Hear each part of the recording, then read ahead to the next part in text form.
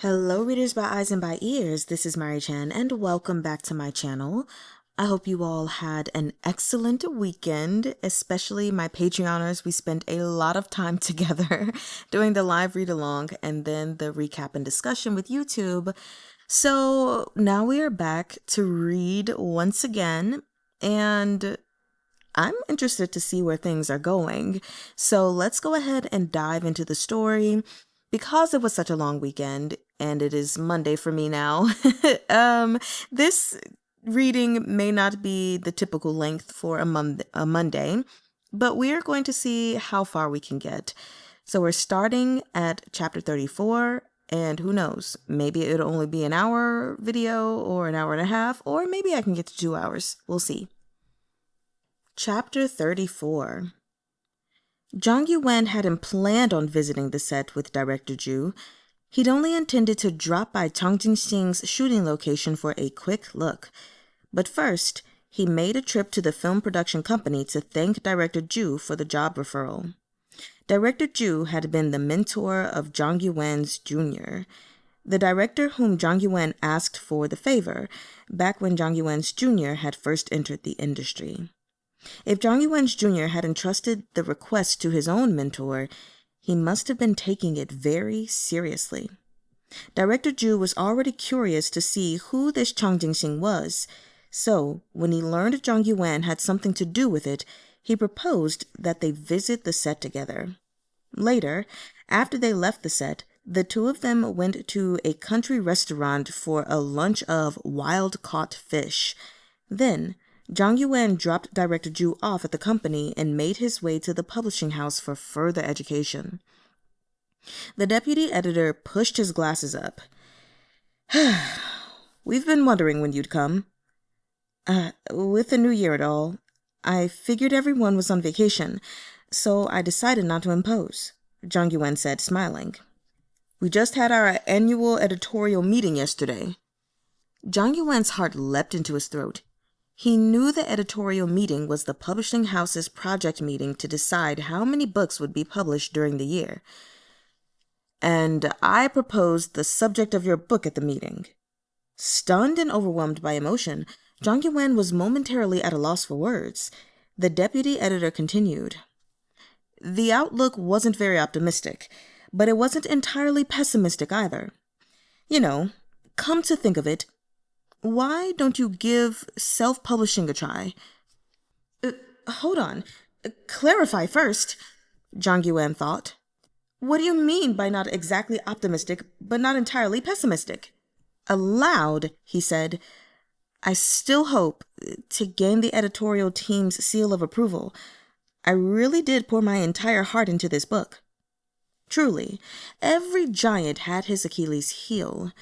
Zhang Yuwen, a film industry big shot just back from being worshipped on set, now found himself groveling at the publishing house. His fortune flip-flopped faster than the plot of a B-movie. "Oh, I see." The deputy editor looked at Zhang Yuwen from behind his glasses.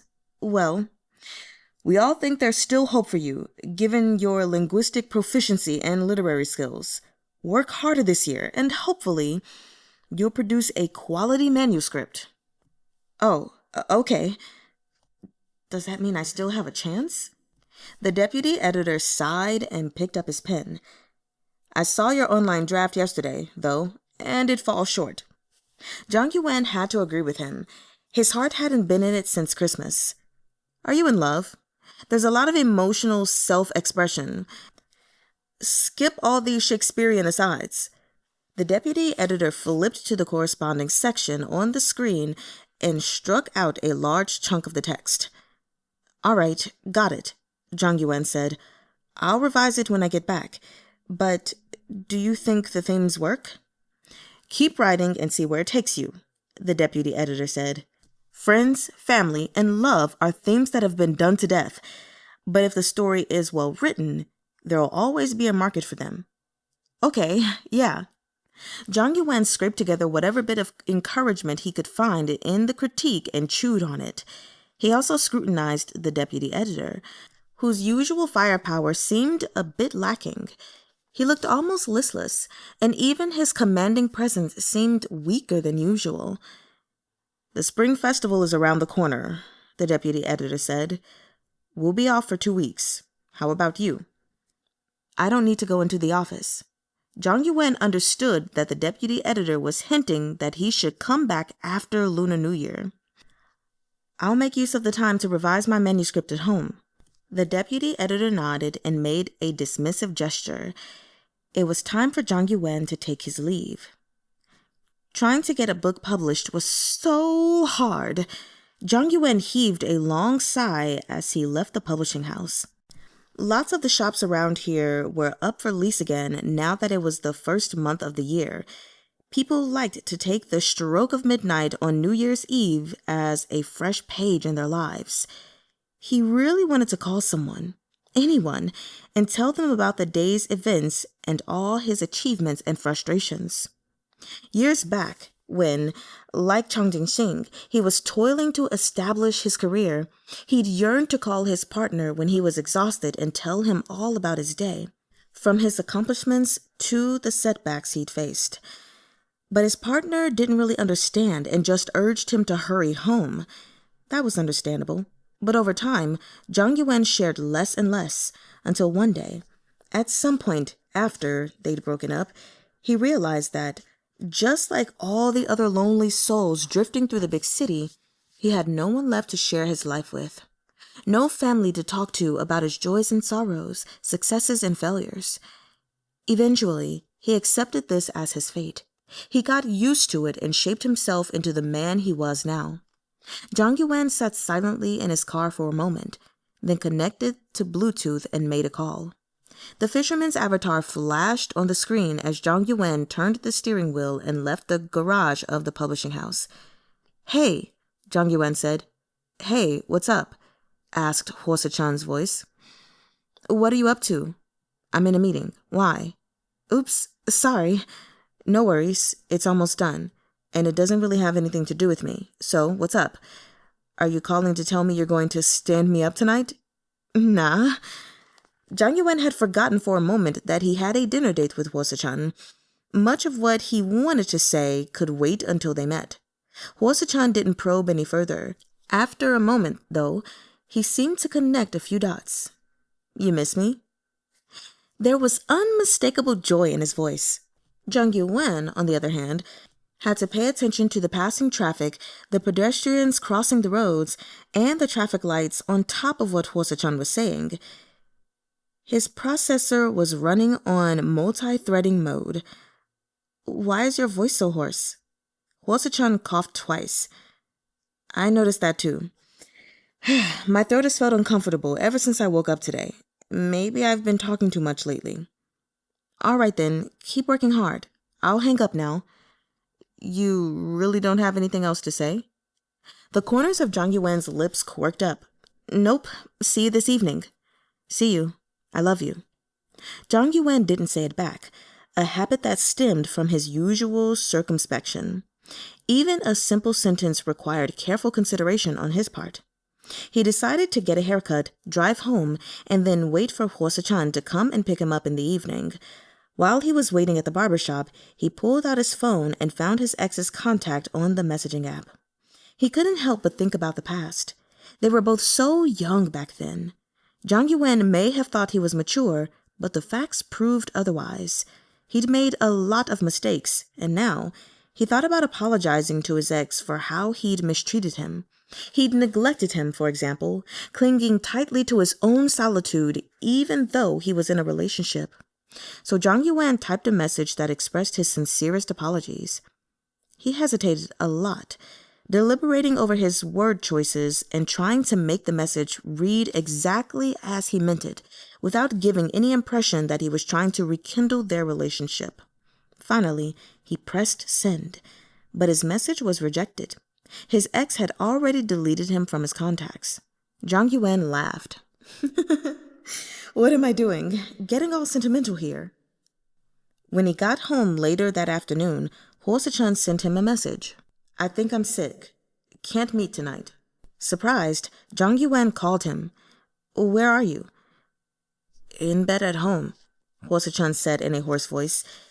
It's probably the flu. Nope, don't trust it. I'm sorry. Do you have a fever? Yeah. Chun sounded fatigued. How high is your temperature? Do you have medicine at home? What medicine should I take? I don't usually take any. I just sleep it off. I'll come over and check on you. No. Chun was clearly exhausted, but managed to muster up the energy to talk to Zhang Yuwen. Don't come. I think I caught the bug from my client's office. I'll call you again tomorrow when I feel better. Sorry. What are you apologizing for? Zhang Yuwen asked. I'm hanging up. Chun mumbled an acknowledgement, and they ended the call. It was the peak season for influenza A. Zhang Yuwen gave it some thought, then opened the medical kit at home. He sent Chahng a message, asking him for Chun's home address. Chahng. Bro, are you going over to catch him in the act? Zhang Yuwen. Cut the crap. If you don't want your rent raised, send me his address now. That was a low blow. Chahng obediently sent him a location. Zhang Yuwen packed up some medicine and food, got into his car, and set off. Chun's apartment was in a high-end neighborhood. When Zhang Yuwen arrived, he only had to mention the door number and the security guard let him through. He parked in the garage and headed upstairs. The property couldn't have been cheap. Chun's mortgage payments must have been nearly $20,000 a month. He rang the doorbell and suddenly felt a twinge of nervousness. What if Chun was lying to him? He was showing up so impulsively. What if he saw something he shouldn't see? Sichen! Zhang Yuwen yelled. The door opened and Chun appeared. Zhang Yuwen was a little relieved to see that he looked half dead from illness. Did you bring me medicine? Chun asked. He was nearly 6'3", but he looked liable to collapse at any moment. Get back inside, Zhang Yuwen urged him. Go back to bed and lie down. Chun frowned. You're going to catch the flu from me. No, I won't. I've had my flu shot. Every autumn, Zhang Yuwen got his flu vaccine, so he usually had immunity when an outbreak occurred. This was a habit that had been drilled into him growing up in a family of doctors. Huh? There's a vaccine for the flu? There's so much more you don't know. Zhang Yuwen got him inside and had him lie back down. Chun was wearing tight-fitting black thermal wear that accentuated his sexy, slender figure. Zhang Yuwen ogled him a few times before he remembered the guy was sick. It wasn't the time for those kinds of thoughts. He took Chun's temperature with an ear thermometer, 104 degrees Fahrenheit. You're in pretty good shape, young man, Zhang Yuwen said. 104, and you can still get up to answer the door. Chun said nothing as he shivered under the quilt. Zhang Yuwen took out a rapid test kit and swabbed his nose. Chun sneezed and started coughing again, looking absolutely miserable. Yep, influenza A, Zhang Yuwen announced, unperturbed. Take the medicine to bring the fever down first. Did you eat lunch? Chun took the medicine without asking what it was. Not yet. No appetite. You're overworked, and your immunity is down. Here, take this lozenge. Your throat will feel better. He tidied up Chun's bed, made sure the room was suitably shaded, and tucked Chun in. Then he closed the door and made his way to the living room to boil some water. Although Chun's home was in a pricey neighborhood and decorated in a high-end minimalist style, its amenities were basic. Or perhaps it was more accurate to say that the home felt cold and impersonal, showing few traces of the life lived inside it. It was nearly 2,000 square feet and boasted 3 bedrooms and a living room. Chun slept in the master bedroom and, it seemed, used the smallest room as a gym. A spacious, upholstered sofa set occupied the living room. There was a huge television there, too, but Zhang Yuwen figured it was probably only used for gaming, seeing as the remote control for the set-top box was out of battery. The kitchen came fully equipped with various utensils, but they appeared to have never been used. The dishwasher was not plugged in, the rice cooker was new, and the oven still had its protective film intact. There was a half-finished mug of tea on the dining table and, next to it, an electric kettle and an opened, expired tea bag. Suh-chun's fishing gear was out on the balcony, and the canvas bag was slightly faded from exposure to the sun. Everything in the house was clean, though, or at least not covered in dust. Yuwen remembered Suh-chun telling him that he'd hired a cleaning lady through the property management company who came every Wednesday and Saturday to clean. Yuwen scoured the kettle clean of limescale, boiled fresh water, and added oral rehydration salts to make a saline solution. He went and set the mug on the bedside table, then opened an app and ordered takeout for himself. In between all of this, he checked on Suh-chun twice. He was fast asleep and had begun to sweat the fever out now that he'd taken the medicine. Yuwen turned on the game console in the living room and started playing Suh-chun's games. He turned out to have a lot of games that Yuwen had purchased, downloaded, and then only made it 2 or 3% of the way through. This was excellent material, and Yuwen couldn't help but reflect on his writing through the lens of his boyfriend's life. It was just as his university professor had said. To write about a person's loneliness, you can't just say he's lonely. Instead, you write about the autumn wind, the spring flowers, the noisy summer rain, the romantic winter snow, and the disconnect between him and the beauty of the world. He might take a pretty photo of the view, but he has no one to share it with. Sitting in this cold, empty apartment, Yuwen could almost picture Suh-chun returning home after work late at night, taking off his coat and hanging it up. Everything was empty, cold, and detached. The dining room was forever spotless and unused, and the curtains were never open or closed. Whatever state his house was in when he left in the morning, that was the state to which he returned. He would shower, sit on the sofa, and turn on the game console, trying out the games one at a time but unable to get into any of them. His eyes would linger on his phone, waiting for Yuwen's messages. When the messages came, he'd chat with Yuwen for a bit, then go to his bed and fall asleep, preparing to face a new day that was exactly the same as the one that preceded it.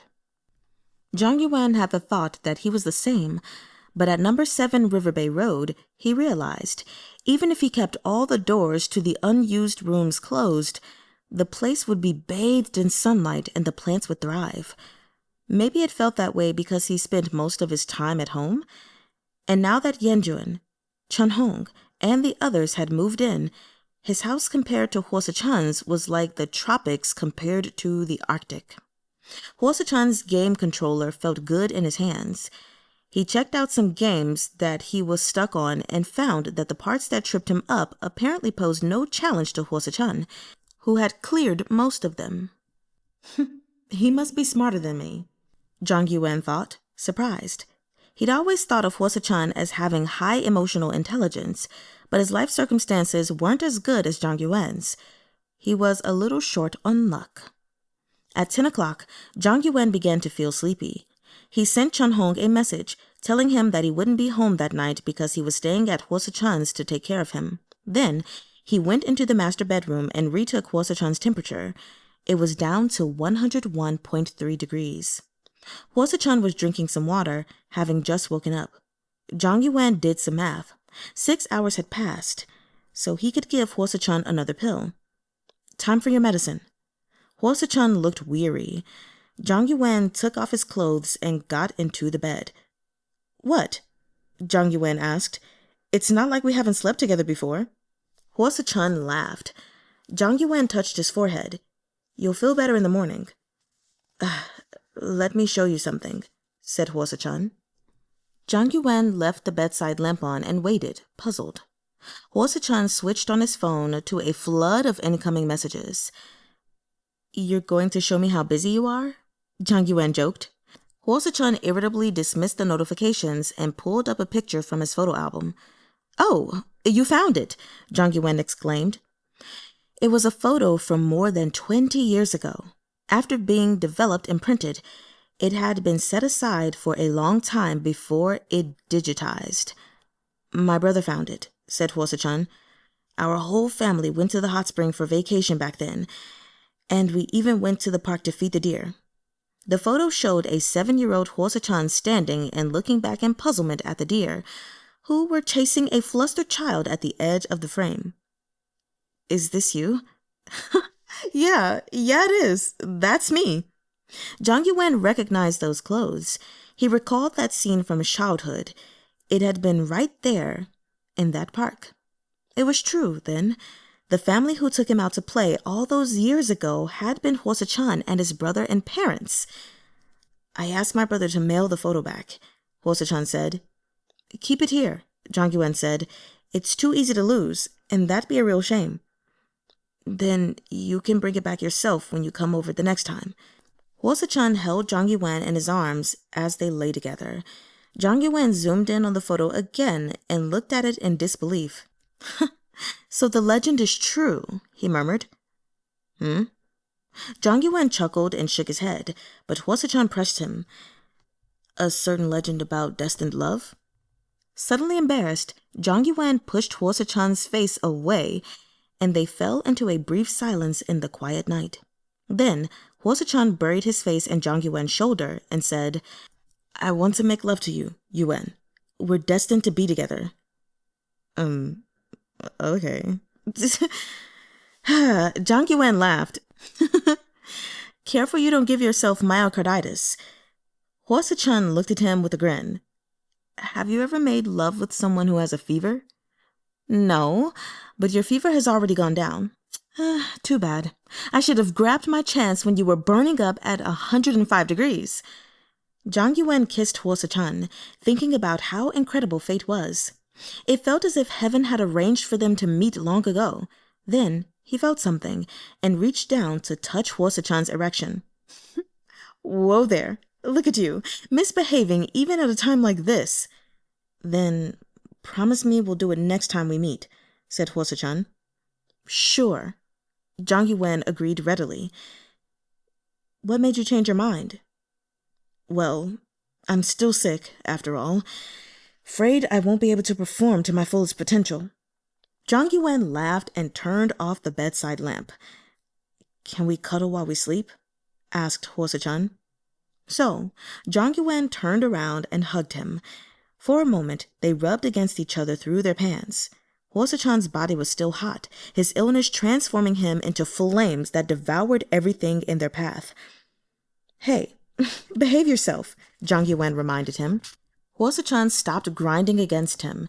In a small voice, he asked, Did you really get vaccinated? Yep. And even if I hadn't, I'd still come over and take care of you. I don't want you to get sick too. Love is like cholera. You're bound to get it sooner or later. Suh-chun fell silent then. Zhang Yuwen went back to thinking about that photo. This is so incredible, he said. When he was 4, he'd gone to the hot spring park to play and ended up meeting the boy who would become his boyfriend in adulthood. There are 2 kinds of fate, said Suh-chun. The fate that finds you and the fate that you seek. Zhang Yuwen cupped Suh-chun's cheek in his palm and leaned in to kiss him. Even his lips were scalding. His blood must have been boiling. They embraced, and Zhang Yuwen didn't hesitate to initiate contact. After seeing that photo, after seeing firsthand how Suh-chun lived, he understood the weight of the emotions behind Suh-chun's nightly "Are you asleep?" messages and the loneliness that drove him to message, "Are you awake?" This photo from more than 20 years ago told Zhang Yuwen that this was all predestined, that he shouldn't hesitate anymore. Suh-chun was the one, and there was no escaping it. I want to make love to you too, Zhang Yuwen said suddenly. Suh-chun's breathing quickened. But not tonight. Next time, when you're feeling better. Suh-chun didn't reply. He kept kissing Zhang Yuwen, his lips still tasting faintly of saline. Zhang Yuwen found the smell of him comforting and oddly magnetic. Although Suh-chun lived alone, his bedroom, especially his bedding, had a pleasantly masculine scent. Perhaps their pheromone signals were similar. Okay. Zhang Yuwen nudged him away gently, feeling a little like he was being nuzzled by a dog. Let's sleep now. This time, Suh-chun quickly fell asleep under the effects of the cold medicine. Zhang Yuwen didn't wake him up the next morning. Instead, he yawned and went to the kitchen to make breakfast. While he was at it, he heard the sound of water from the bathroom and knew that his patient had woken up. Before long, Suh-chun emerged and sat down at the dining table, wearing his pajamas and with his hair still damp. Zhang Yuwen took his temperature again with the electronic ear thermometer. 98.2 degrees. His fever was gone. What yummy food are you making? Suh-chun asked. I can't believe you know how to cook. Of course I do, said Zhang Yuwen. My cooking just isn't as delicious as Chang Jinxing's. I used to help my grandma cook when I was a child, so I learned by watching. He set a cup of tea down on the table, and Suh-chun sipped it slowly while he replied to the work messages he'd ignored while he was sick. Since their New Year's trip, Suh-chun hadn't said another word about quitting, and Zhang Yuwen guessed that he'd weighed the pros and cons. With a mortgage to pay and a living to eke out, he probably couldn't afford to quit, so he must have just been venting. Your tableware is all new, Zhang Yuwen remarked offhandedly. You've never used any of it. You didn't even tear the label off after you bought them. Suh-chun looked up. Yeah. Why? Zhang Yuwen set the piping hot pot of pork rib congee on the table and distributed the bowls and chopsticks. Nothing. Let's eat. He'd simmered the rice until it was glutinous and flavorful, and the pork ribs were so tender the meat fell off the bones. The ginger strips he'd mixed in toward the end would fend off Suh-chun's cold. This was one of Zhang Yuwen's grandfather's favorite dishes. Zhang Yuwen scooped some into his own bowl and then added a spoonful of soy sauce for flavor. Take your time, he said. Isn't it scalding? Like a child, Suh-chun stared at Zhang Yuwen without saying a word, then guiltily averted his gaze to stare at his phone. Zhang Yuwen finished his simple breakfast, then went to grab Suh-chun's clothes and dump them next to the washing machine. He was capable of doing housework, but most of the time he didn't have to, and when he did it selectively. For example, even though he was taking care of his sick boyfriend, Zhang Yuwen wasn't about to wash all his clothes and hang them out to dry. Instead, he would helpfully pile them up by the washing machine and make the bed. Are you still going to work today? Zhang Yuwen asked a little while later, handing Suh-chun a cup of tea. He had just cleared away the condiments and the empty porridge pot. I have to, said Suh-chun. There's a meeting at noon today, and I have a business trip tomorrow morning. Suh-chun wanted to ask Zhang Yuwen if he would like to stay, but then he mentally compared his house to the Riverbay Road villa. The choice was obvious, so he elected not to finish his sentence. Where are you going? Zhang Yuwen asked him. He was feeling uncomfortable without his morning coffee and already itching to go home for a mug. Singapore. I'll be going with the legal team to sign a contract in person. It'll take at least 5 days. Zhang Yuwen hummed in acknowledgement, and Suh-chun asked, What are you up to today? Going home? How was work yesterday? Okay, I guess. Send me a copy of your book, said Suh-chun. I'd like to read it on the plane. Zhang Yuwen's anxiety kicked in again. He had completely forgotten about wanting to share his manuscript with Suh-chun. Maybe next time. I haven't written much. You promised me, though, Suh-chun said seriously. Zhang Yuwen smiled. I will, but not now. You also promised to mate with me, Suh-chun deadpanned. Zhang Yuwen snorted, almost spewing his tea over Suh-chun's choice of terminology. I've got it all written down in my little notebook.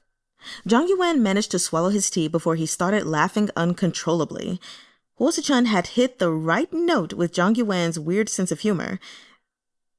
In my quest for a mate, Suh-chun continued, I've waited for you for so long. I even built us a nest. That's enough. Stop. It's been over 20 years. It's your own fault for falling sick, Zhang Yuwen teased him. He found Suh-chun's antics both funny and strangely romantic. Okay, get dressed now. I'll drive you to work. No, I'll drive you home. It's better not to drive when you've just recovered. It's not safe when you're feeling groggy. Suh-chun didn't press the matter. When they entered the garage, though, his jaw dropped. This is your car? He blurted out. Does it make you feel like you're the kept man of some CEO? Yuwen laughed. It belongs to the owner of number 7 Riverbay Road. Haha. Truth. Anyway, Suh-chun nodded in understanding and took the passenger seat. A Bentley. This is my first time riding in one. As Zhang Yuwen drove them away from Suh-chun's house, he wondered when he could come clean with Suh-chun about his actual net worth. How would he react? Shocked, then defeated? Would it change their dynamic? If Zhang Yuwen, with his twisted sense of humor, really said what was on his mind, he would suggest that Suh-chun quit his job, stay at home, and learn how to cook and take care of Zhang Yuwen's daily needs. He'd tell Suh-chun that he could be a household husband by day and a bed warmer by night. Because he could sense that Suh-chun had thought the same about Zhang Yuwen. Several times, Suh-chun had hinted at this idea, that if Zhang Yuwen didn't want to work, he could quit and move in with Suh-chun, and they could live together and do whatever they wanted.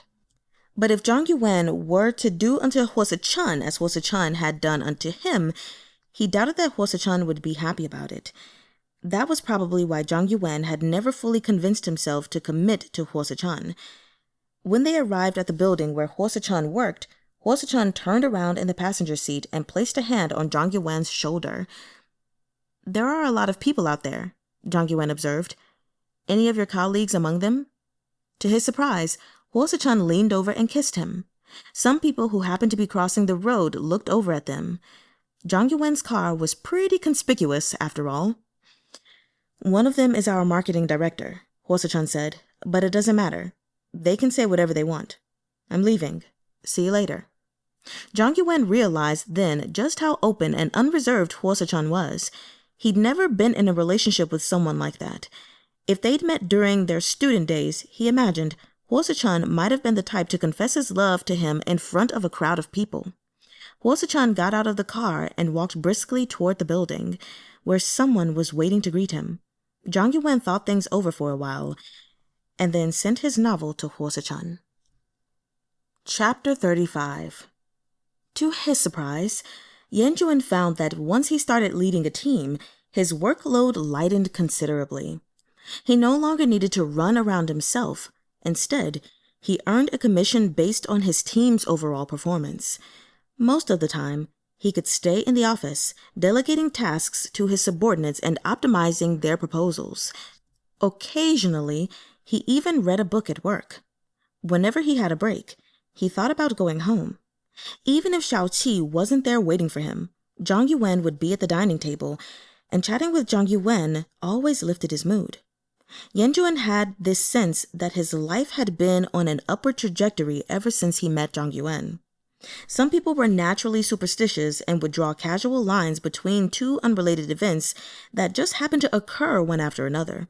For example, some might infer that seeing an even number of black cats on the way to work would mean they'd have good luck at work that day.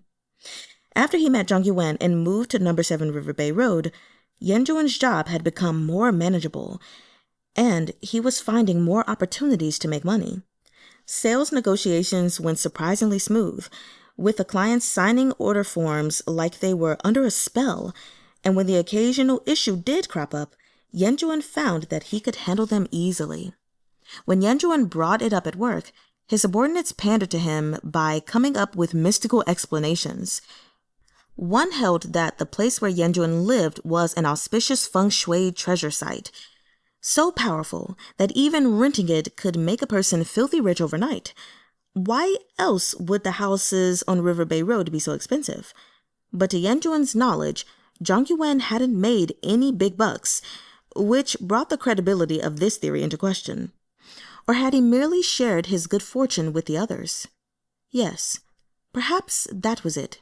Yuwen considered each of his roommates, apart from Chahng, All of their financial statuses did seem to have improved, so he largely accepted this explanation.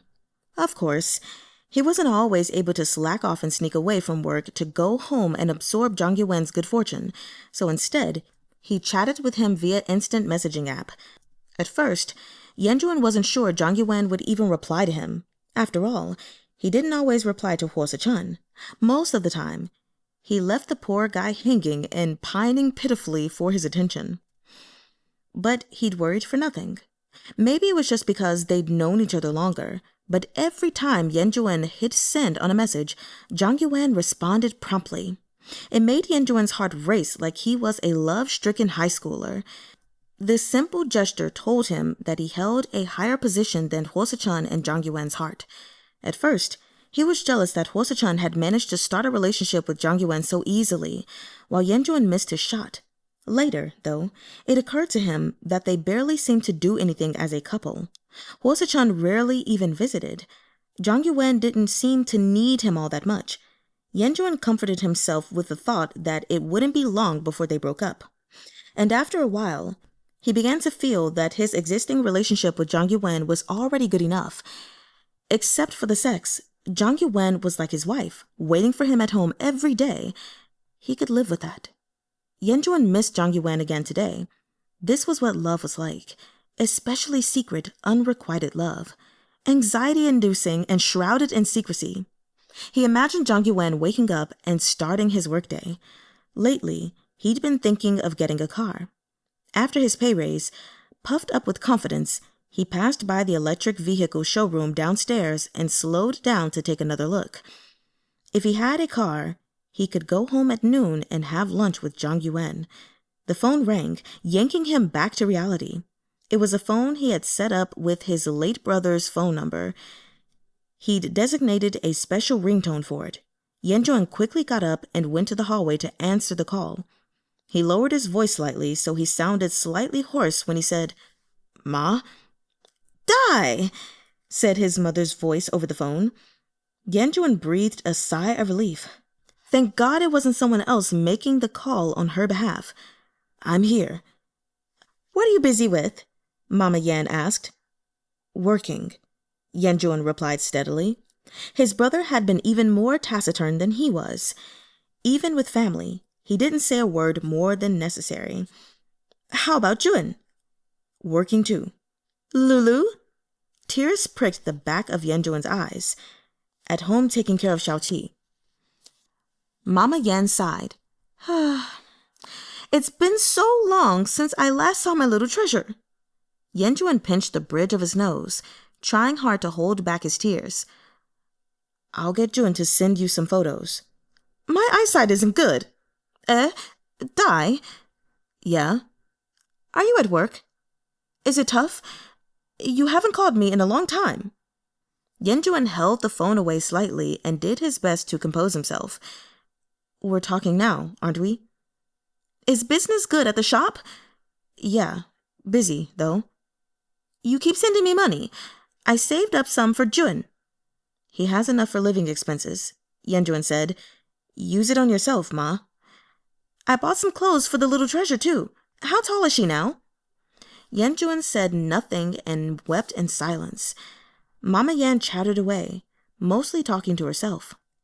Finally, she asked, "Are you two coming back for the New Year?"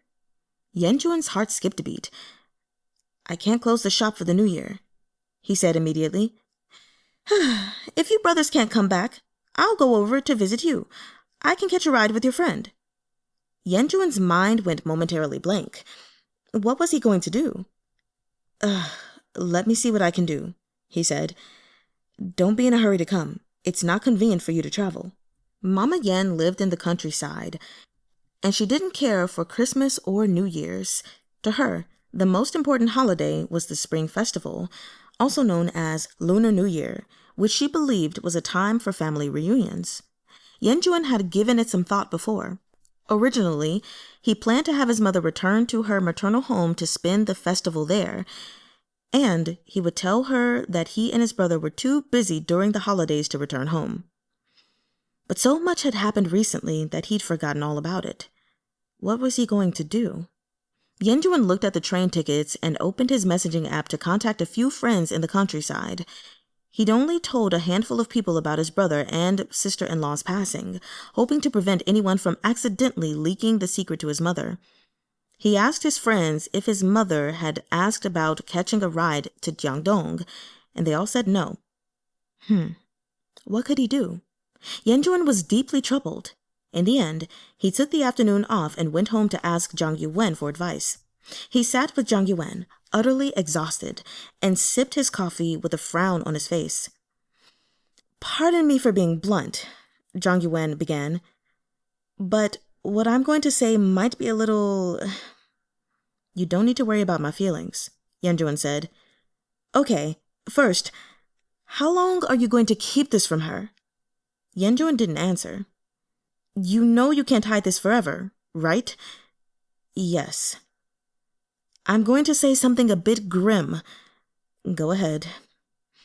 "There's no way you can hide this from your mother until she passes away." Yuwen nodded, and Zhang Yuwen continued. "So you have to start thinking about when to tell her, the potential consequences, and how to handle it in a way that keeps the potential fallout within controllable limits." "You're right," Yuwen said. "I've been avoiding it this whole time, and now it's been almost a year." His brother and sister-in-law's accident happened in April of the previous year, 10 months ago. In those 10 months, Yuwen had frequently played the role of two people, calling his mother every month or two. It was physically and mentally exhausting. "Let me try to lay it out for you," Zhang Yuwen said. "She has a weak heart, cataracts, and high blood pressure, and she doesn't want surgery." Zhang Yuwen considered it at length. In truth, he had thought about this problem on Yuwen's behalf already, out of occupational habit. When a director or screenwriter encountered a knotty problem in a story, they couldn't help but think, if I were the storyteller, how would I unravel this tangled mess? First off, Yuwen was right not to want to deal his mother a direct blow. Given her old age and underlying conditions, if she were to have a heart attack, the consequences would be devastating. Yuwen's mistake, however, was failing to plan to deal with the issue in another way. Instead, he kept avoiding it. In Zhang Yuwen's opinion, since things had already gone so far, Yuwen might as well just go with the flow and let his mother guess the truth on her own. If he reduced the frequency of her communication with Yanne, over time, she would develop her own suspicions. After that, Yuwen should prepare by having a family doctor on standby and keep her emergency medications ready. And when she finally asked questions he couldn't dodge, he should tell her the truth. In this way, he could mitigate the impact and then finally deal with the issue. He explained all of this to Yuwen, who kept silent. "But I think she already suspects something," Zhang Yuwen said. "Wouldn't a mother have a premonition when her son passes away? Especially in a family like yours where your mother raised you two. It was the same for me when my grandparents passed." Not long before his grandfather's passing, Zhang Yuwen had decided not to put him on a ventilator so he could bring him home. One morning, in his final moments, his grandfather suddenly asked for kanji, and somehow Zhang Yuwen knew that it was time. He made some egg kanji and fed it to his grandfather, and after a few mouthfuls, his grandfather let out a dying sigh. Zhang Yuwen quickly called for his grandmother. The old man smiled and passed away peacefully with Zhang Yuwen and his grandmother by his side.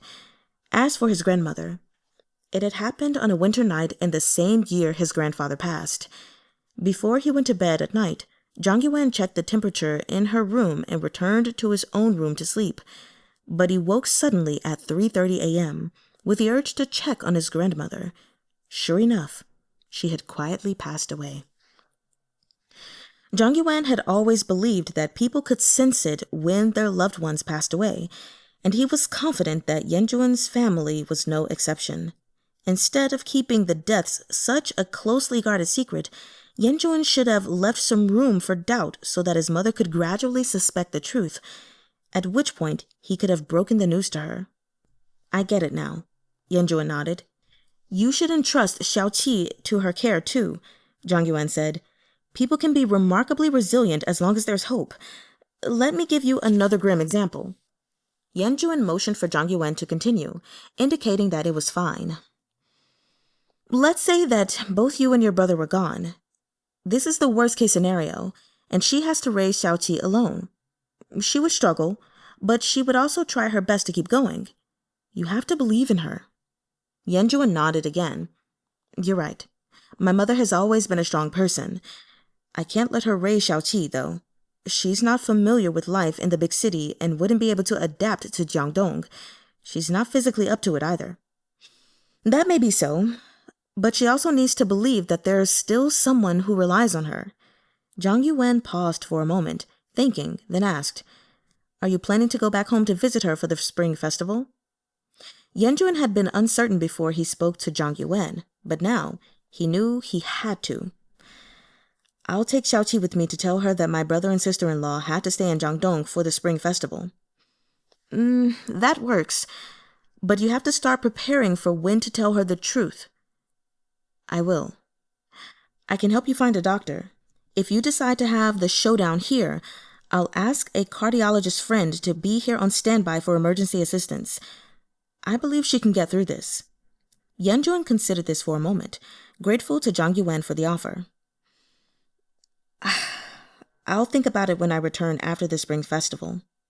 You might also need to record a message as your brother and play it for her during the spring festival.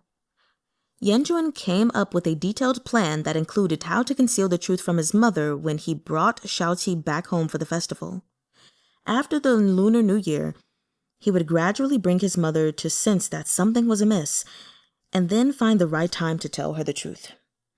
But once she knew the details, what then? He couldn't leave his grieving mother alone in the countryside, or something terrible was bound to happen. The best strategy would be to live with her for a while and let her take care of Xiaoqi. But where would she stay in Jiangdong? Not number 7 Riverbay Road, that was for certain. There were no extra rooms, and besides, everyone in the house was gay. She would figure Yuwen out for sure, and coming out to her would be another emotional blow. Would he have to rent a house and move out? But Yuwen had to work every day. He couldn't always be there to take care of her. In the countryside, her neighbors would watch out for her. This was another reason he wanted to buy a house. If he had his own house in Jiangdong, he'd be able to hire a caregiver, which would give Yuwen some peace of mind about his mother being unaccustomed to life in a big city. No, his mother would definitely ask to go back home to the countryside and take Xiaoqi with her. Leaving aside his reluctance to separate from Xiaoqi, he couldn't let his mother raise Xiaoqi by herself. His mother's vision was poor, and Xiaoqi was just starting to learn to walk. So, she was at a phase where she was curious about everything. It would be dangerous to leave her alone with his mother. You could hire a caregiver in the countryside to take care of your mother and Xiaoqi, Chahng suggested.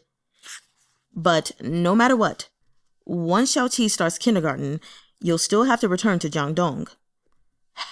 All of that has to wait until I come clean, Yuwen said as he folded Xiaoqi's clothes.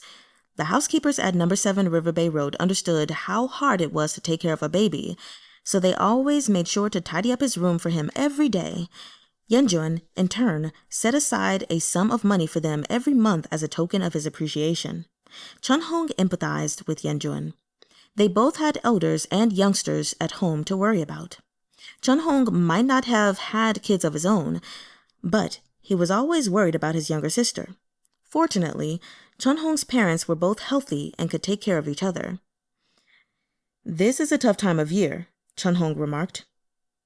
And yet we have to get through it all the same every time.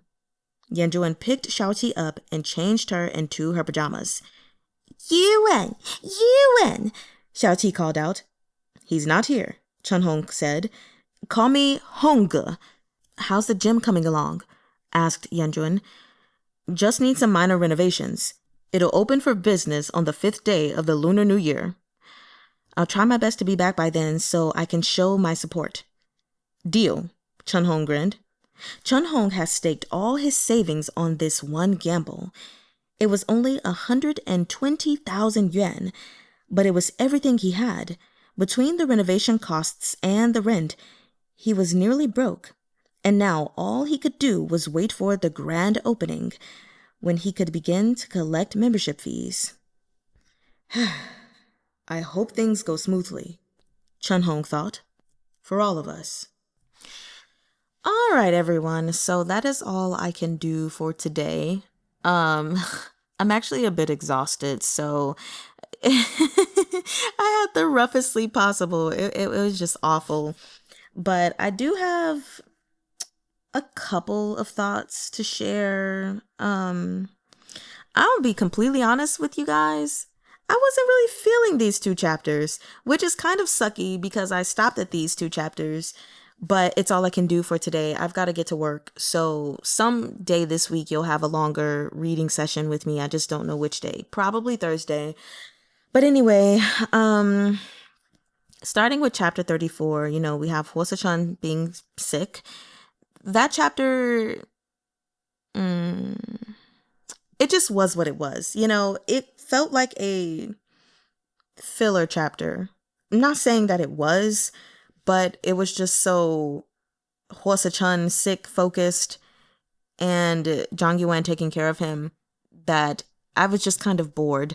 I mean, the only thing that really came out of that chapter was, of course, Zhang Yuwen getting a bit more of an understanding into Suh-chun just off of observations of his home, realizing that the man was lonely and just kind of did a wash, rinse, repeat routine in life. And that explained why he was eager to message Zhang Yuwen. I guess the other thing was him thinking about when to reveal his true identity and status and class and money situation, which I totally get, as far as being nervous about doing such a thing, especially since Suh-chun has this idea in his mind of what he wants for their relationship, which is dangerous territory. Which again, like we discussed, this is something that Zhang Yuwen was concerned about as far as it being difficult for them to figure out their dynamics, their roles and everything. Because we have Suh-chun who already has made up in his mind that he wants to take care of Zhang Yuwen, that he wants Zhang Yuwen to be at home, to not have to work, and if he can pamper him. Meanwhile, Zhang Yuwen doesn't need that. But, part of that, he's been hiding his identity. So that is the issue, one of the issues in itself with you positioning yourself as this proofreader who is just staying in your friend's home, friend's luxury home. Then people are going to base their ideals or their concepts of you and all of that stuff based off what they know. Like, this is a vital part of yourself that you haven't shared with Suh-chun or anyone.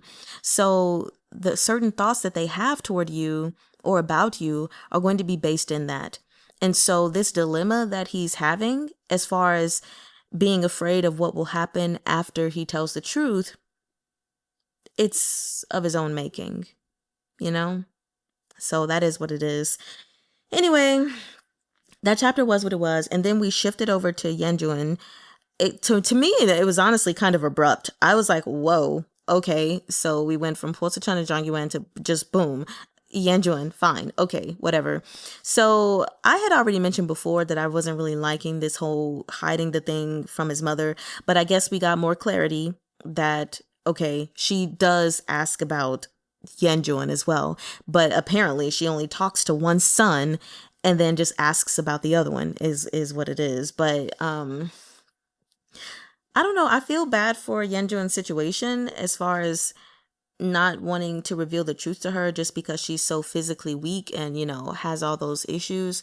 But at the same time, again, it's just another situation where just lies that are unnecessary because someone wants to protect their identity or someone wants to protect someone else. It's like you have put yourself in a difficult position, more difficult position than if you would have just told your mother the truth.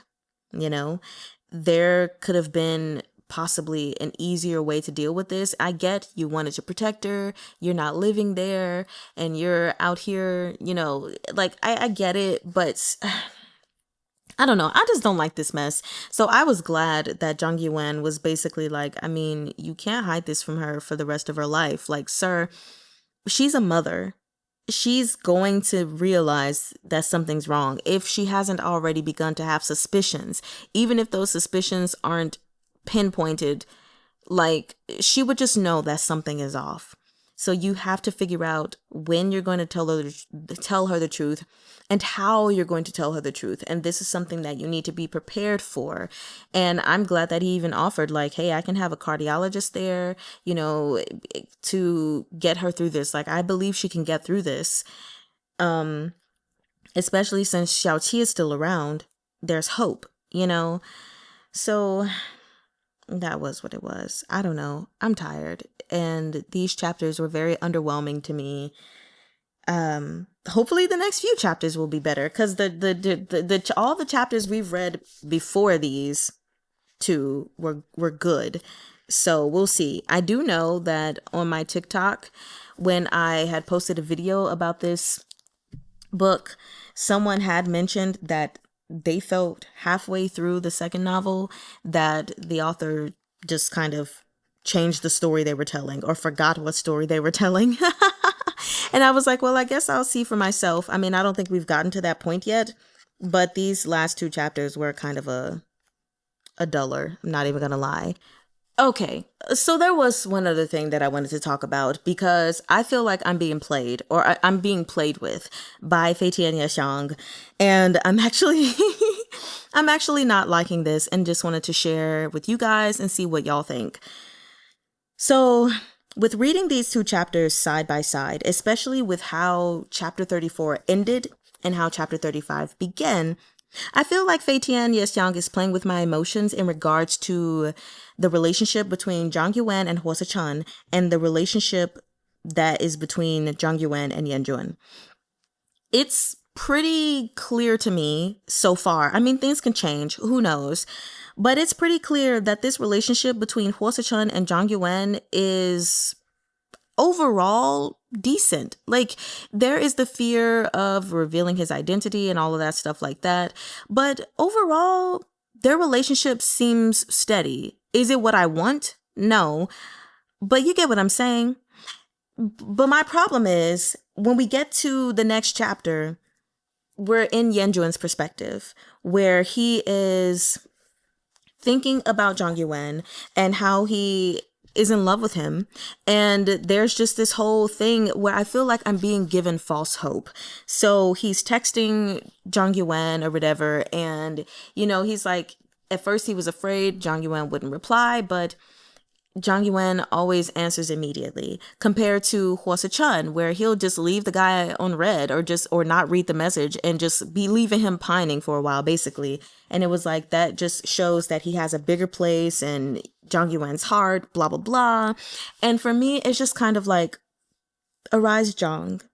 What are you doing? Like, is there actual hope for Zhang Yuwen and Yanjun to get together? Or are you just playing with my emotions? Because if so, I'm actually not really feeling it. You know, this isn't like the scenario between WAY-dzuh and Jinxing, where they were spending a lot of time together in the beginning, and I didn't really see them ever getting together for real. Even though I think maybe for a second I was like, I guess it's possible. But I didn't really think it would happen. It was kind of one of those things where their whole dynamic is for WAY-dzuh's growth, I believe, and seeing his story and his inner struggles. And it's just not, it's not that for Zhang Yuwen and Yanjun.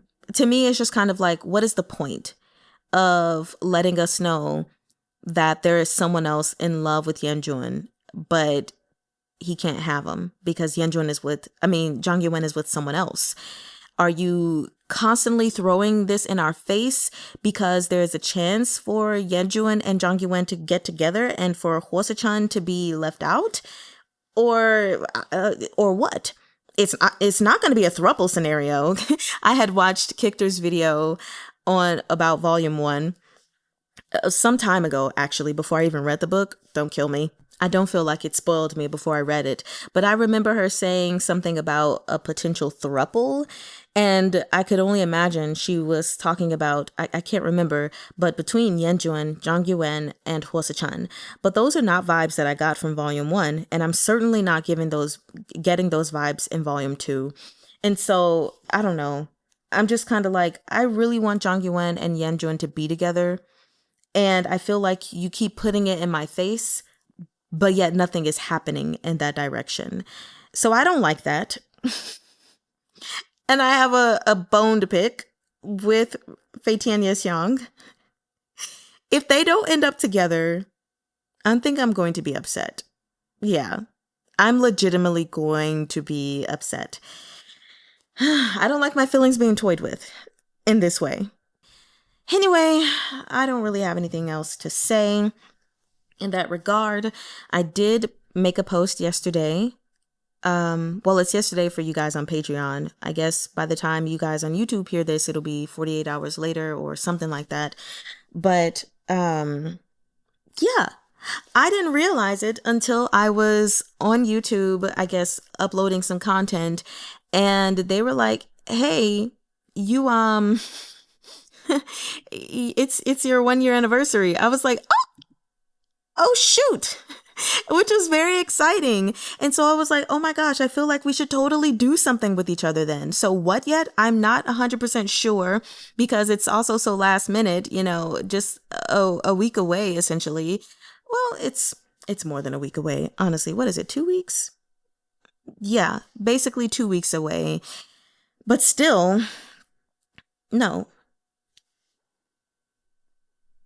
Yeah, about 2 weeks away. Sorry, I'm all over the place. The point is, I would love for us to celebrate with each other, but at the same time, I was like, crap, that is definitely Thanksgiving weekend for those who celebrate it. I mean, Thanksgiving is on Thursday, but people are traveling and stuff like that.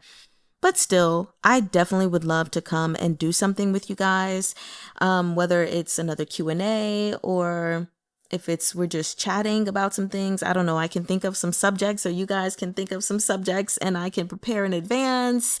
We can, I don't know, watch some funny Danmei memes or TikToks, whatever. I don't know, just whatever the case may be. I'm still trying to put all of that together. It took me by surprise.